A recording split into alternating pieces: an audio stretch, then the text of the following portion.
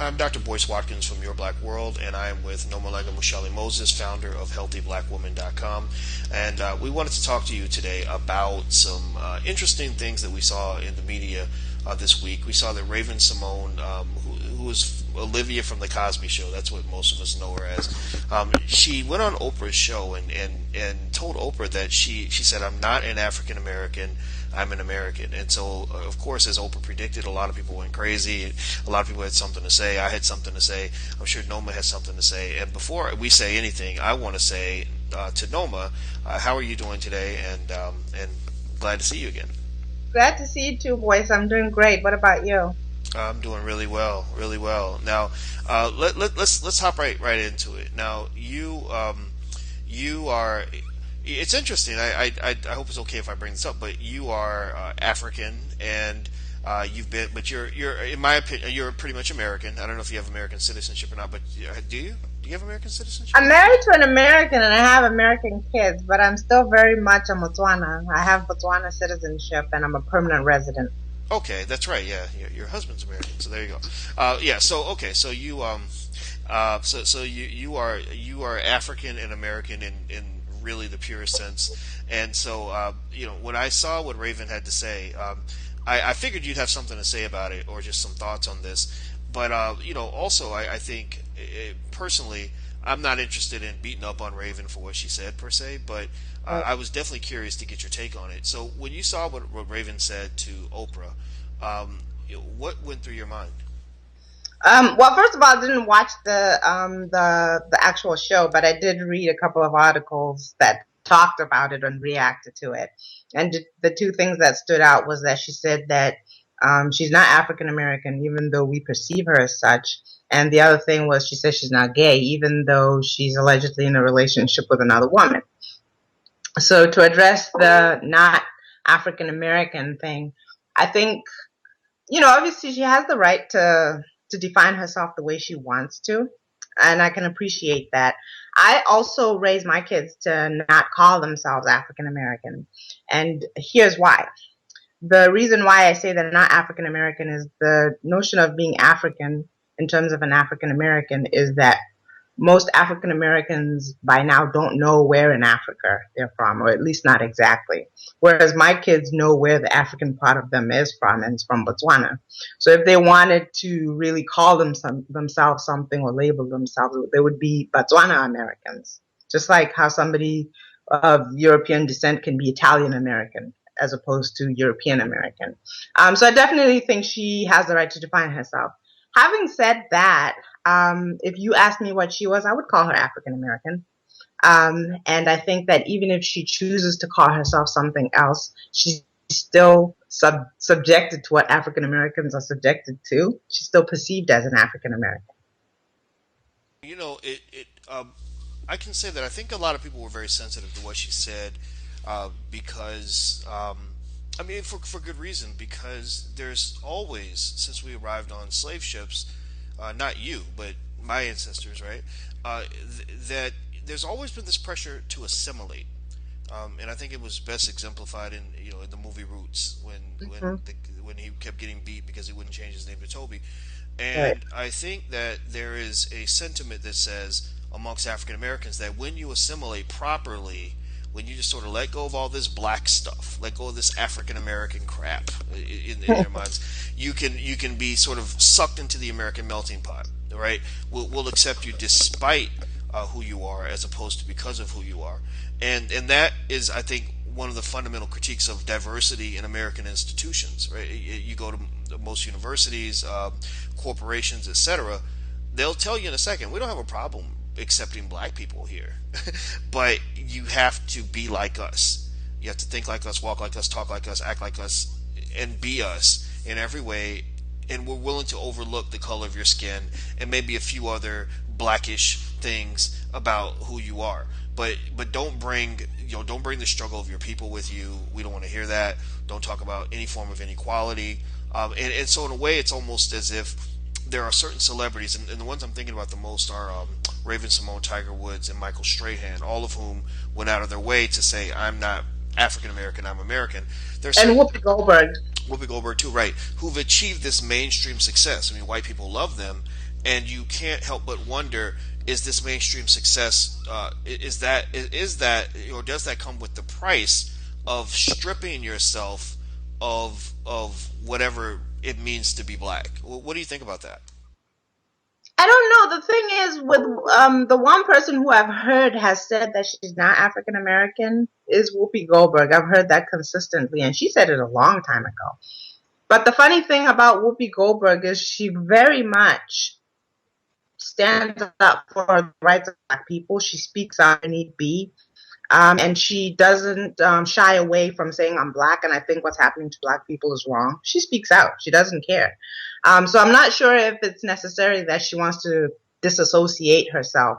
I think it's more a sense of not wanting to be labeled, because unfortunately, when you say what anything, any label, people are automatically attach something to it.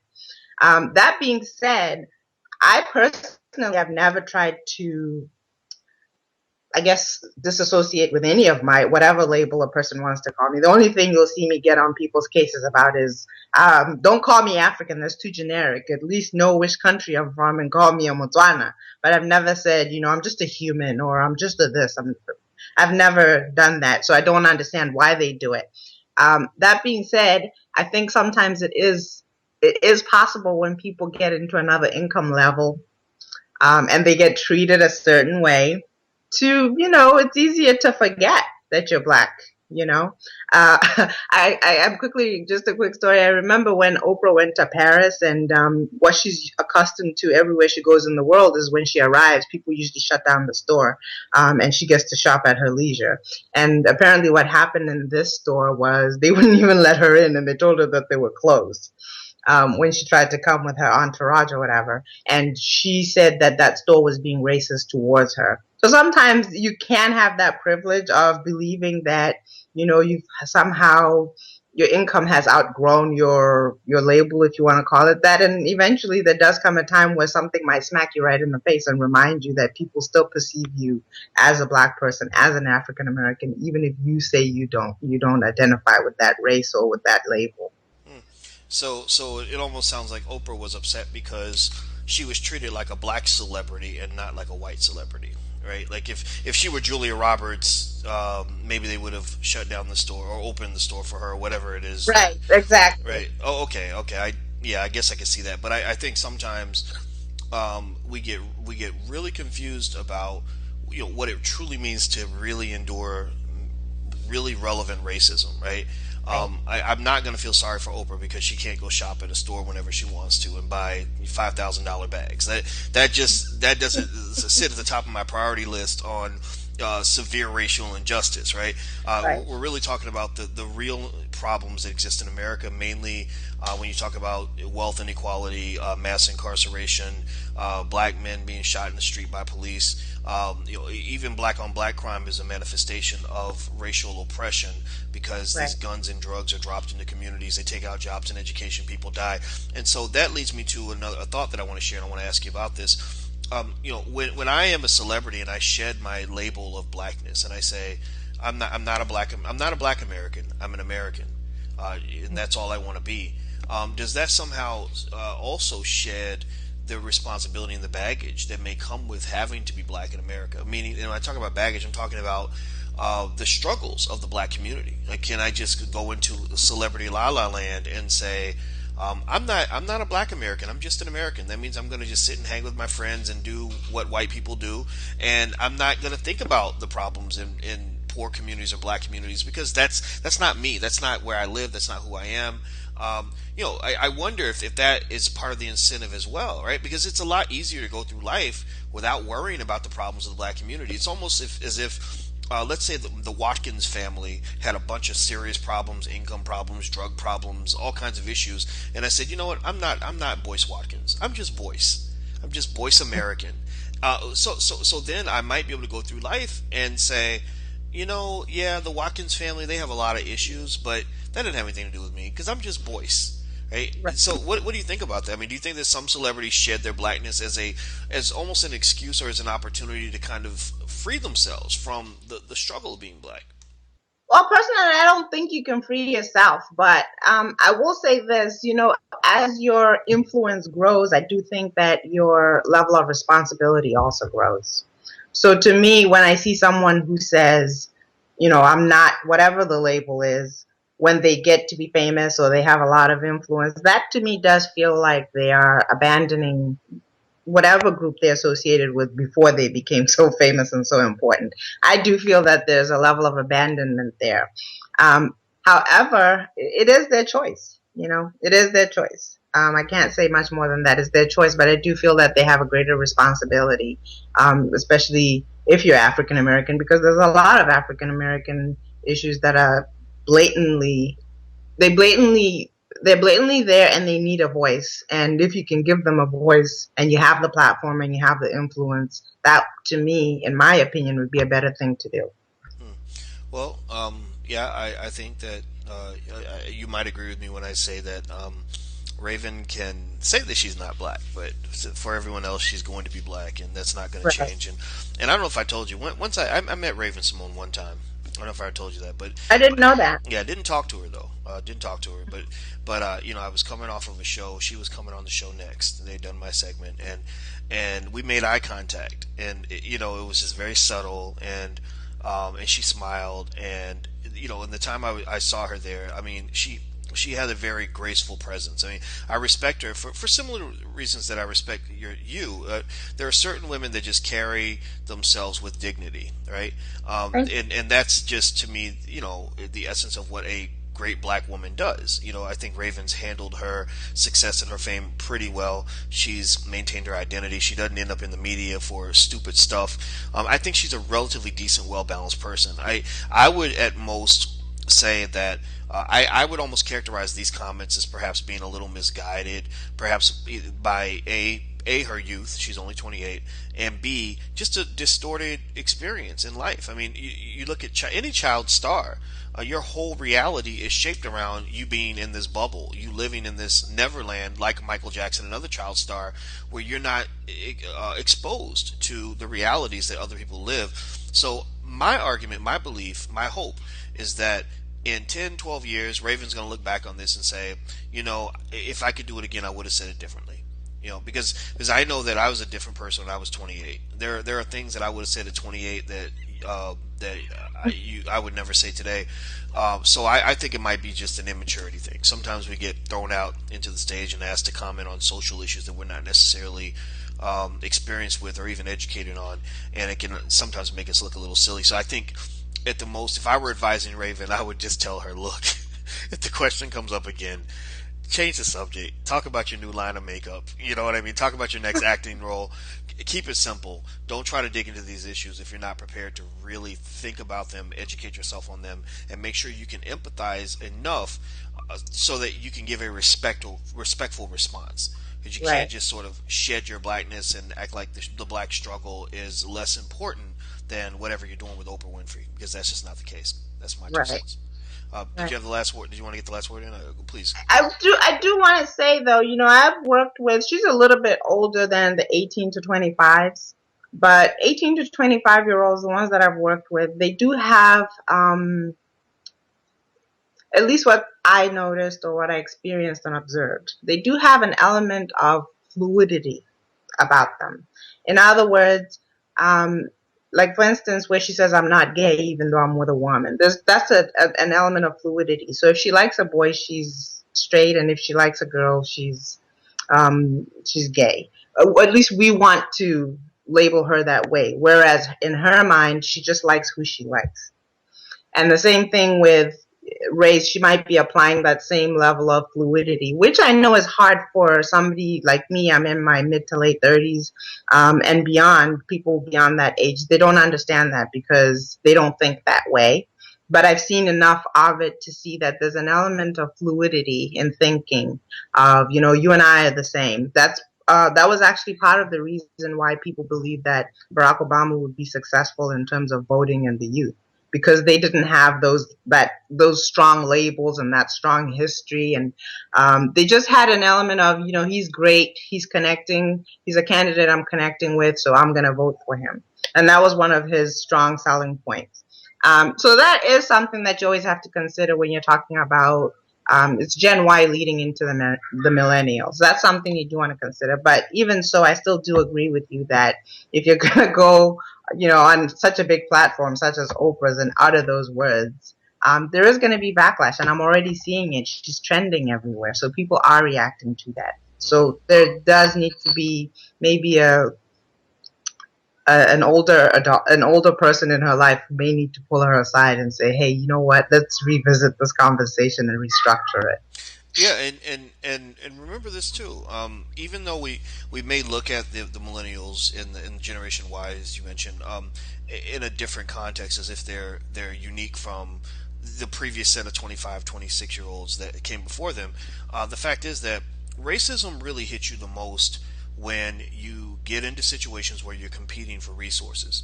That's when you start to experience racism. When you're trying to get that job that you know you're qualified for, and you saw a white guy get that job, or you went on the job and you were isolated or mistreated because of who you are. That's when racism starts to really hit home. That's when I start to get emails from my friends who told me years ago that racism wasn't real, that it only exists because I bring it up.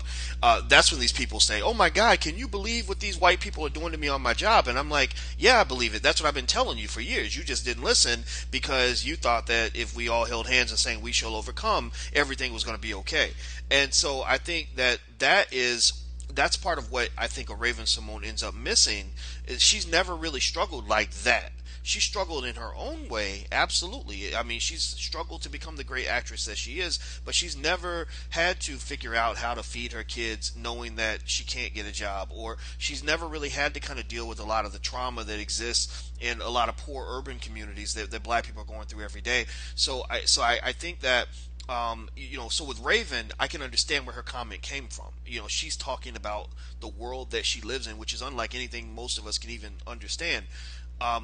But I think that, when you really translate that to other, say, 28-year-olds who might say something equally naive, I would argue that many of them just really haven't gone through certain things. Even when I was 15, 16 years old, I remember literally asking my father, I have a confession to make, and I'll say this, I'll make it quick. I've never dated a white woman, but I did like a white girl when I was 15, 16 years old. And I remember that after we were on the track team, and I knew her dad, and her dad really liked me because I was fast. He was like, "You're so fast." And when he found out I was dating his daughter, that changed everything. I remember, and it hurt my feelings so bad because I liked this little girl. I thought she was so pretty, and I would call her and write her little notes at school. And then one day she stopped returning my notes. She stopped giving me my notes back. She stopped calling me, or I'd call her and her mother would say she wasn't available. And I didn't understand. I didn't understand why. I was 15, and I remember my father was furious when I told him about it. He was so mad that this other man had the audacity to tell his child that he wasn't as good as his daughter, or good enough to date his daughter. And I remember my father was, he started to rant about his frustrations of, just being black and dealing with white people that treat you like you're a second class citizen. And I remember saying, I said, why are you so racist? You sound racist. And the difference between that 30-something-year-old man and that 15-year-old boy was that I hadn't really gone through anything like that before. I didn't get to date the white girl, but I'd never really known what it was like to, to have your race affect your ability to feed your kids, to have it possibly have you put in jail, to be, put in all these horrible situations that black men go through. Once I went through that, and I look back on that conversation, I understand exactly where my father is coming from, and I can say this too. This is where this affected me. After that day, after that experience, I never wanted to date a white woman again. I was like, you're not gonna I'm not gonna give you a chance to make me feel like I'm inferior to you. I refuse to accept that. And if you don't go through something like that, it's kind of hard to really understand what racism is. I think I think connecting to it is a very personal experience. That's my 2 cents. I know I promised you I'd let you get the last word, so I'm gonna shut up now. I have nothing else to say. I actually agree with you. I think that sometimes we can, and I've had that experience because when I was before I lived in the United States, I lived in two different countries, but they were African countries. And there was a form of racism. There was some residual apartheid. And we knew it because it was very dangerous. But when I got here, I honestly was so naive. And I thought, here I am. I was in my late teens. I'm coming to college and, wow, everybody's going to love me and embrace me. And it wasn't until I think I got, I've always been smart, not to brag or anything. I've always been smart. In any given population, I will get among the top 3, 4, 5 kids, I will get the top marks in a test, in any course or whatever. That's always been my experience. And it wasn't until I saw kids who were less prepared than me, did less work than me, didn't study as hard as me, start to get A's, and I got C's and D's, that I started to understand that something was very wrong. And that wasn't in every course. It was here and there. But at the time, because I didn't have the prior experience to know what it was, I just would think that maybe it was me. Maybe I hadn't really given my best. Maybe it wasn't this. And it wasn't until a time where I actually helped somebody do an assignment. And I knew the assignment that they had done wasn't good, and that's why I helped them. But it still wasn't as good as mine. And then saw the grades come back, and their grade was markedly better than mine, that I started to understand that, wait, something is just not right here. And the only thing, after eliminating everything else, wasn't like I had a bad attitude. It wasn't like, I was that student that sat right in the front, listened to everything, took all the notes, did everything that they were supposed to do. I started to realize that there is a possibility that no matter what you do or how good you are or how hard you try, there is a possibility that your race will come first when it comes to judging you. And then when I had that experience, of course, and sadly, I started to open my eyes to see that, wow, sometimes people aren't just being mean. Sometimes it really is just because I'm a different race.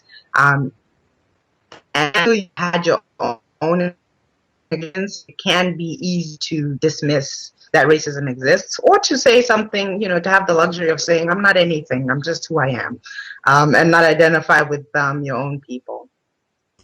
Wow. Well, you said it all.